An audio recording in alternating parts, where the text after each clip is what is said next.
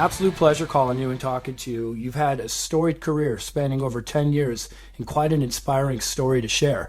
Thanks for taking the time to talk with me in Pro Wrestling Stories. Well, I appreciate you having me. So let's go back. You played college football at South Carolina for 4 years, from 1980 to 84, as a dominant lineman. You had a short stint in the NFL, and then you turned to wrestling. What inspired you to train to become a wrestler, and what was it like training for the Fabulous Moolah? Well, I grew up a wrestling fan here in Columbia, South Carolina. Watched every Saturday as a kid growing up in Columbia, and I just fell in love with wrestling, and I determined, I guess probably my freshman year at South Carolina, that whenever football was over for me, I was going to pursue a career in professional wrestling. And the Falcons released me prior to the start, the Atlanta Falcons released me prior to the start of the 1986 football season. So I came back to Columbia, and I gathered up my money, and I think it cost me $1,800 then to go through Moolah's school. And of course, it was neat getting to know Moolah. Obviously, as a wrestling fan, I knew of her, knew all about her. I'd never met her. I knew she was from my hometown, but just to have the opportunity to sit around and talk with Moolah and hear some of the stories about her years in the business and who she was, and that was really one of the huge iconic women figures of all time. And back when she broke into the business, there weren't many women in the business, so she was somewhat of a trailblazer, and she was tough. You had to be tough at that point in time to make a living in a business that was dominated by men, especially when she broke in back in the 50s. So it was really neat to be around her and to get to know her. And she was tough. She had a tough reputation, and she was a tough businesswoman as well. But she had a sweetheart about her, and I enjoyed her friendship up until the day she died. The first territory you began wrestling for was with Jerry Jarrett's Mid-South Wrestling. You wrestled under the name Del Wilkes and became the Dreamweaver soon later. And then, of course, you were put under a white hood and paired with Scott Steiner to become the Wrestling Machine. Steiner's always been a favorite amongst fans online due to the unorthodox way he's conducted interviews over the years. What was it like working with him? And do you have any stories to share about Steiner? Well, I enjoy working with Scott. Scott and I have always been good friends, and I still see Scott at a lot of the personal appearances we do and run into him. And I've always had a real good relationship with Scott and a real good friendship with him. And it was interesting being on the road with him back then, working for that territory at that time. There was a lot of good talent there. There was Scott, myself, there was Tracy Smothers, Brian Lee. Mark was there, and this was way before the Undertaker days. Sid was there, Sid Vicious. So it was, I don't know if it was by necessity or if it was just Scott's nature, but he was, we weren't making much money, hardly any money at all. And it was interesting to watch Scott function out on the road, and how we would, all of us would go in and get a buffet because we knew we could eat an awful lot for just a few bucks. And Scott never would pay for the buffet. He would just eat off our plates. He would let us pay for the buffet, and then he would just eat off our plates and put things on our plates. So he was good at being able to stretch a dollar and make a dollar go a long way. But heck, we were all starving at that point in time and making very, very little money and doing an awful lot of driving to make very little money. But it was fun. We didn't know any better. We had a dream, and we were chasing a dream together, and it was fun being out on the road and making those necessary sacrifices. Yeah, I mean, it's funny. You hear a lot of stories of wrestlers being frugal during their days. That's quite hilarious. You ended up wrestling later in AWA as the Trooper. And after 3 years, you moved on to Global Wrestling Federation in 91. And that's where you unveiled the Patriot Persona for the first time. Where did you get the idea for becoming the Patriot? And what was it like working under a mask for the first time? Well, I can't take credit for the idea myself. I wish I could. For our very first TV taping for the Global Wrestling Federation, we were going to use the Sportatorium in Dallas, an iconic wrestling auditorium, an iconic auditorium, period. That was going to be our home. That was going to be the Global Dome. And we did all of our TV tapings from there. But I flew out with my Trooper gear in my bag because I hadn't been told anything any different. They sent me a ticket, said they wanted me on a plane to Dallas to be a part of the first TV taping that Global would ever do.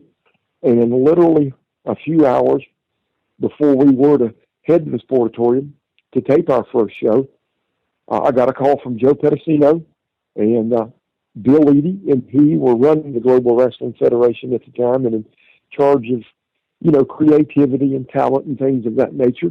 And Joe said, "Can you come to my room? I want to talk to you." So I walked over to Joe's room, and there was Joe and his wife, Bonnie Blackstone, and they were sitting there.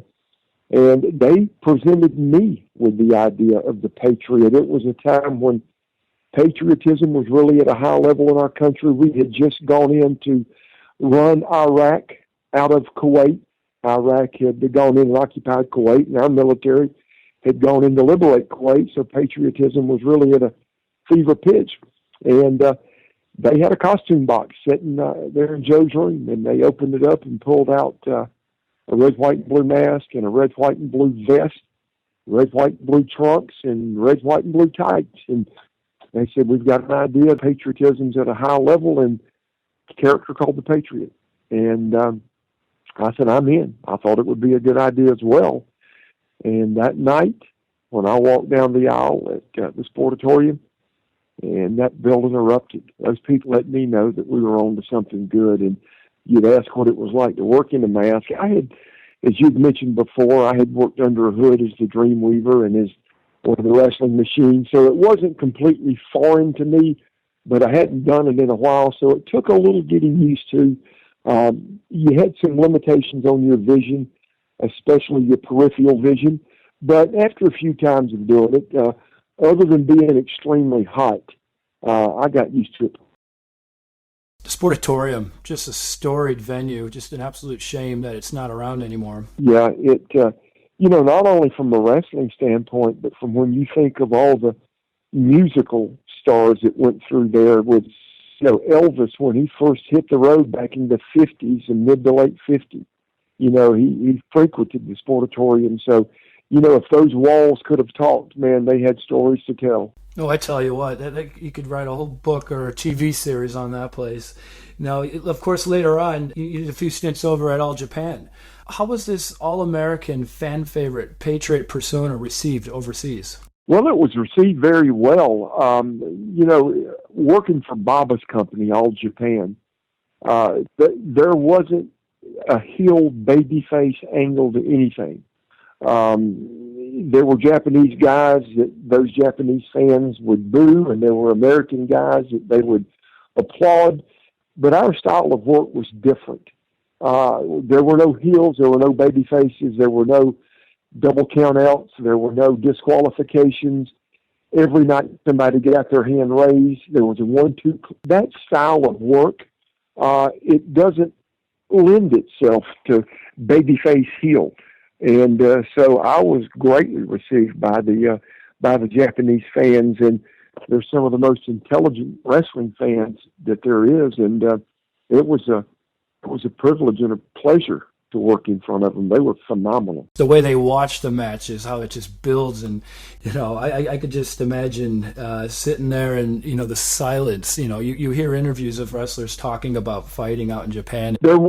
Not to interrupt, but there were moments of silence, especially early in matches. You could put a series of moves together and come up from it and square off with each other and think, "Wow, we've done something great here." And you get no response, or just a few little scattered claps throughout the arena. But where they really got involved from a vocal standpoint, from stomping their feet and clapping their hands and jumping up and down, was the most important part of the match, and that was the finishes. Our finishes were long. We could have a 15, 20-minute finish. As long as you could get them at the end during the finish, that was the main thing and the most important thing. Yeah, they were just engrossed in it all. And of course, you, in 94, signed with WCW. You formed a team with Buff Bagwell called Stars and Stripes. Tell me about your time in WCW. What was the pulse like in the WCW locker room before you went over to WWF in 97? Well, I'd always wanted to, not always, I was at a point in time in my life with my children and my family where I wanted to get back home, and I wanted to work in the States. And Bischoff was now running WCW, and I knew him from my AWA days. He was our TV guy that did our TV show. He was the voice of our TV show. Greg Gagne was also now working in WCW. He was one of the members of the booking committee, and of course, he was very vital in the AWA. So I knew those guys from my AWA days, and that opened the door for me to get into WCW, and I signed a 3-year deal with them. And at first, I enjoyed my time there. I enjoyed working with Marcus. Marcus is a great talent. He's a good friend, a very good friend to this day. Just a good guy, hard worker. And it was, I thought, a very, very good team that we had, and we won the belts twice. So we had success there, but it was just, it wasn't, I don't know, it was a very cliquish company, especially after they brought Hogan in and Savage in from WWF. There were the friends of Hogan, there were the friends of Savage, there were the friends of Flair, there were the friends of so-and-so, and it seemed like if you didn't fit into one of those categories and, you weren't going to get pushed. And, of course, once Hogan and Savage came in, the whole focus of the company changed, and it was all about them, and it was no longer about the guys that were there before them. I was ready for a change. I did not complete my 3-year contract there. I walked out with about a year left to go, and I actually went back to Japan before I went to the WWF. Yeah, that's what I was reading, and it's just a shame for a lot of wonderful wrestlers who were in WCW at the time, just got kind of lost in the shuffle, amongst all these wrestlers who were in the clique, in the in crowd, of course, pulling a bit of strings here and there. So it must have not been the most enjoyable time. No, it wasn't. I'd already been in negotiations with Baba about going back to Japan, and I went to Eric and asked if he would let me out of the last year of my contract. That I had a chance to go back to Japan. I would not be in direct competition with him. I'd be working halfway around the world, and nobody would see me except those in Japan. And he wouldn't let me out of my deal, so I just walked out and left. When you finally got to WWF, you wrestled alongside Vader against the anti-American Hart Foundation, and you later went on to have a feud against Bret Hart for the WWF title at Ground Zero in your house pay-per-view. What was it like working with Bret and Vader? Well, it was a lot like what I was accustomed to in Japan. Both guys worked a very snug, a little bit more stiffer style of work.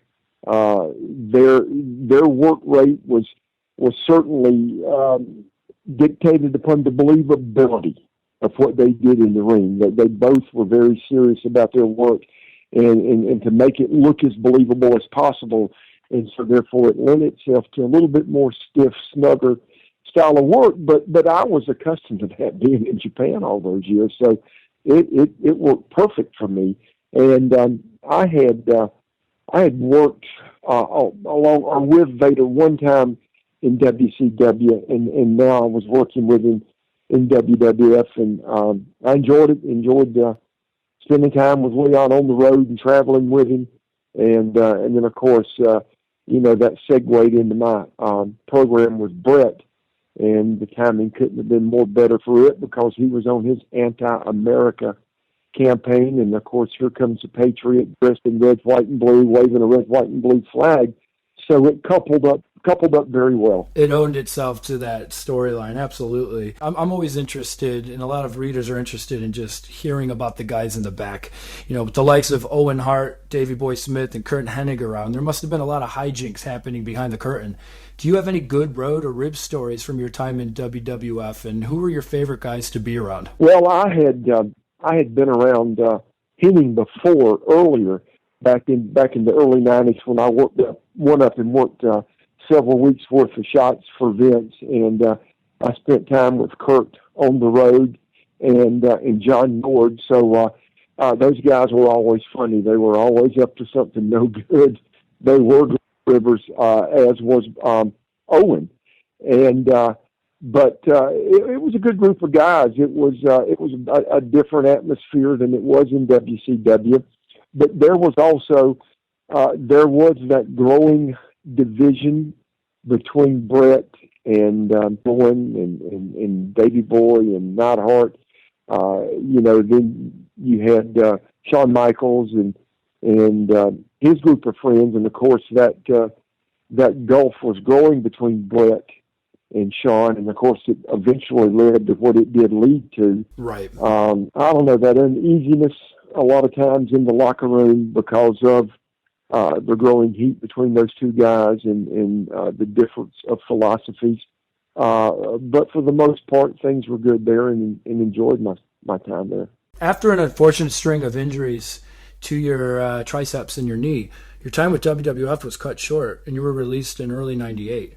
Do you think the WWF had something more for you other than the handful of matches you had? I do. I know, and I've told the story to a lot of people. When I first got there, when I first met with Vince about coming to work there and going to work for him, he wasn't convinced that at that time in the wrestling industry that a masked guy could get over. And he didn't mind expressing that to me, and I didn't mind expressing back to him that I disagreed with him. And I did have allies in Jim Cornette and Jim Ross, Bruce Pritchard, that felt like, and stood in my corner that, yeah, this character can get over. He's global, Japan, WCW, and Vince had talked about maybe taking the mask off of me, but shortly thereafter, when he saw the kind of reactions that I was getting night after night from the wrestling fans, no matter what city we were in, I think it convinced him that character could and would get over. I think I could have had a long, successful career there, but unfortunately, even before I got there, I had major, major injury issues, and I knew nobody knows your body like you do, and I knew because of the injuries and the limitations that I had in the ring, the pain that I was dealing with, I knew that I probably had very little chance of making it through that entire 3-year contract with them. I wanted to talk about your entrance song, Medals. Throughout your tenure, you used that with WWF. And then before your release, Sergeant Slaughter used it at December 97's Degeneration X in your house pay-per-view. And then, of course, later Kurt Angle, following his debut in 99, popularized the song again. Did it bother you that they were using your entrance song on two guys before and soon after your release, or did you kind of take it as somewhat of a compliment? No, I take it as a compliment that they would use it again. I had no problem with them using it. I was done. I was no longer able to work. I was no longer part of the company, and I'm just not wired that way. I took it the exact opposite. Instead of bothering me, I thought it to be a compliment that Good they for you. would, use it for those guys. Now, you've never been one to shy away from talking about past mistakes and the tough road you've been down, which is admirable. And it provides a lesson to those out there who might be struggling with the same addictions that you once had. And, before, during, and after your wrestling career, drugs, steroids, prescription, pain pills played a big role in your life. In interviews, you've mentioned there was a time you were taking over 100 prescription pills a day. And in 2002, you spent a bit of time in prison. How did it get to this point, and what was your wake-up call? Well, it started out innocently enough, just an elbow injury, which would later require surgery, which wasn't the one that ended my career. I later had other elbow problems. I was on the road with John Nord and Kurt Hennig, and I had an elbow that was swollen up like a softball, and I couldn't hardly move it. It was very painful, couldn't sleep at night, and I was just sort of complaining out loud. Me and Nord and Kurt were in a rental car heading down the road, and Kurt asked me what I was taking for it. And I told him basically aspirin ground into powder. And it's just over-the-counter stuff. And he said, man, you got to have something stronger than that. And I had no knowledge of prescription pain medication at that point. But he sort of smartened me up on it and gave me a handful and said, look, try these before your match. And I did, and the pain went away. Now, the injury didn't go away, but the pain went away. So I was able to go out and do what I was paid a lot of money to do. Able to go out and work, provide for my family. This was my living. This paid my mortgage. This provided for my kids. It put a roof over our heads. So I've got to go out and, in spite of injury and in spite of pain, work.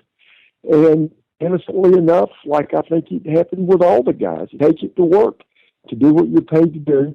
And over the course of the years, it grew into something much bigger, something that I could not control, something that literally took over my life. And those two, before a match one night, eventually led to 100 and 120 pain pills a day. Now, that didn't include the other type of medications I was taking, sleeping pills, muscle relaxers, Xanax. So when you add those two together, the 120 pain pills a day, with the other pills I was taking, I'm approaching 200 pills a day at this point in time, and it's got complete control of me. And yeah, my life is just spiraling out of control.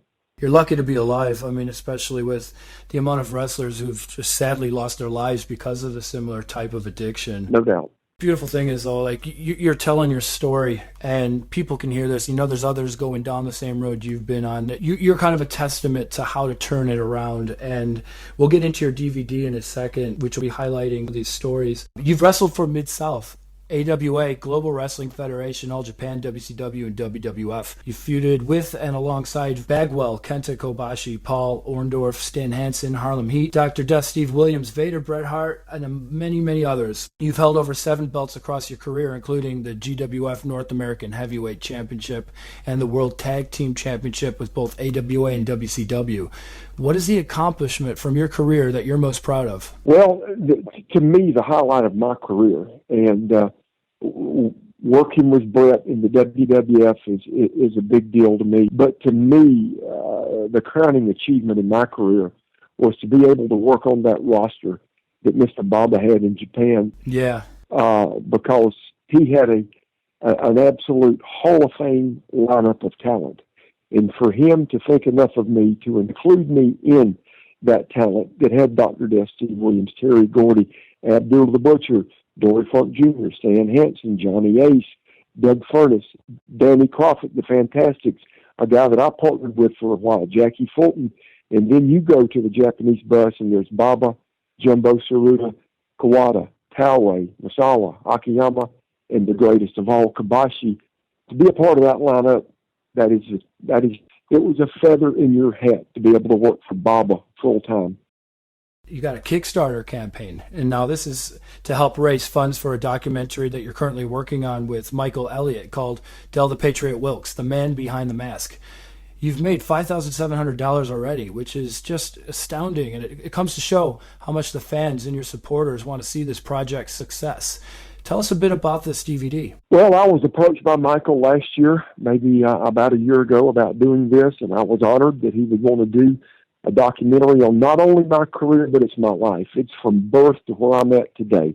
And it's everything in between: college football, high school football, pro wrestling, family, drug addiction, redemption, overcoming those problems. It's everything. And Michael has done several other documentaries. He does unbelievable work. He has a true love for the business and the careers of professional wrestlers. So I'm honored that he would even approach me about this. And we've had a lot of great people participate. You're going to see when the finished product is done and the fans have a chance to purchase the DVD, it's going to be a 3-disc set, and you're going to have an opportunity to see people like Stan Hansen on it, Greg Gagne, Buff Bagwell, Jackie Fulton, Bobby Fulton, guys like that. Also, a Heisman Trophy winner in George Rogers, my teammate at the University of South Carolina. So just a who's who of football players and pro wrestling superstars. And we're probably about 2 months away from it being released. And Michael's put a lot of hard work and effort into it. And our Kickstarter program has just been phenomenal. We had an original goal of $3,500, and we reached it the quickest Michael said he's ever reached it on any Kickstarter campaign that he's had, and we've gone far beyond the $3,500. And we've got a few days left where fans can still donate, and I want to let them know this, that any and every penny that we've gotten over the $3,500 is going to go back into this project to make it even better. There are still a couple of people left that we are now going to be able to interview. We originally thought we wouldn't because of the extra money that we've had donated. We were originally going to do only a 2-disc set, but now because of the extra money that we've gotten over our goal, we're going to be able to include a 3rd disc in that. That's incredible. All of this, Yeah, all of this money that these fans have donated has just blown me away. It's been phenomenal.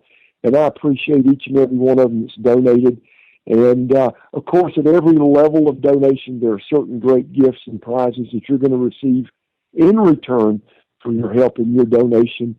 So I thank every one of them that's taken a part of this and been a part of it and donated to help us get this product out. And we think it's going to be something that they really enjoy. I have no doubt. And, what I'll do is either today or tomorrow, I'll put on my website a link to that Kickstarter campaign. There are, at this moment, 4 days to go to raise money. And I honestly, I wish that DVD all the success in the world.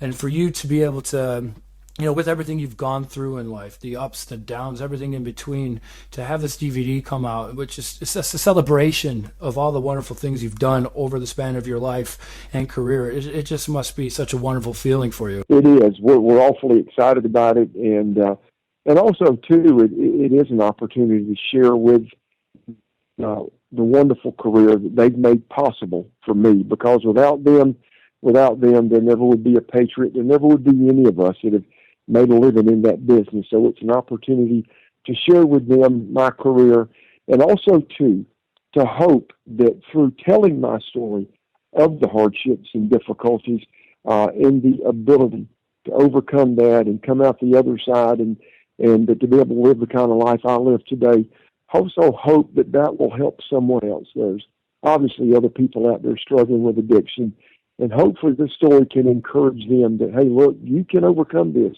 You can do this, and there is life after this. We hope, more importantly than anything else, that it will be a help to people. Me too. I mean, good for you. I mean, if it could change one life, then this whole thing's worth it.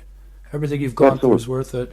So tell me, what are you up to these days? Well, I'm still in my hometown of Columbia, South Carolina, and I've been in the automobile industry for the last 10 years, and have had a wonderful time doing that, and a very good career, and enjoying my family, my mom, my sister, my children, just living life and enjoying my family and living a life of sobriety and being clean. Yeah. Good for you. And you deserve this rest now, and just to kind of sit back and be with the family and friends in your hometown. What better way to kind of spend these days now? And do you watch the current product? I watch it, but I don't watch a lot of it. I tip my hat to the men and women that make a living in that industry. I know what they've been through. I know the hard work, sacrifices, the dedication that it takes. So I'm big fans of those individuals. I'm just not a big fan of the product. And I know that they have very little to do with that. That's done through creative people that work on the creative side of the business and through events and stuff like that. But just not a big fan of the current product. I do watch it a little bit, but not an awful lot. If I want to see what I consider real good stuff, I just pull out some of the DVDs I have throughout my career and even stuff before my career, just some of the old stuff I really enjoy watching. You and me both. I've been watching since I was a kid in the 80s, and it is tough to watch, I mean, thankfully, there is the network and many other outlets to watch the old matches. I find myself watching the 90s more than I do whatever's out right now, which is a shame, really. But, perhaps that will turn around. What advice do you have for young wrestlers coming up in the business right now? Well, it can be done the right way. There were a large number that did get involved in the prescription drugs and other drugs, other recreational drugs and alcohol. There were also a number that did not do that. So it can be done the right way. This is your body. It's what makes you a living. It's what provides you the opportunity to live out your dream and to live it out on a high level, on a stage where the world is watching. So take care of that body, just taking the bumps night after night in the travel schedule. But you don't need to be pouring anything into your body or putting anything into your body that's going to make it even tougher. So it can be done the right way. If one guy can do it the right way, then everybody can do it the right way. And I saw enough of them do it that way. It did not fall victim to that cycle of drugs and prescription medication and things like that. So your body is your money maker. take care of it, preserve it. That is the standard to achieve and follow. Del, I want to thank you for spending some time with Pro Wrestling Stories today. It's been an absolute pleasure. I wish you all the very best with the release of your upcoming documentary, Del the Patriot Wilkes, the man behind the mask, and I hope that your story will continue to inspire others. Well, I appreciate you having me on, and thank you for the opportunity to talk about this project and the DVD that will be, or the DVDs that will be coming out soon. And I also, once again, want to thank all the wrestling fans that have contributed to the Kickstarter program to make this possible. You take care of yourself. You too. Thanks for having me.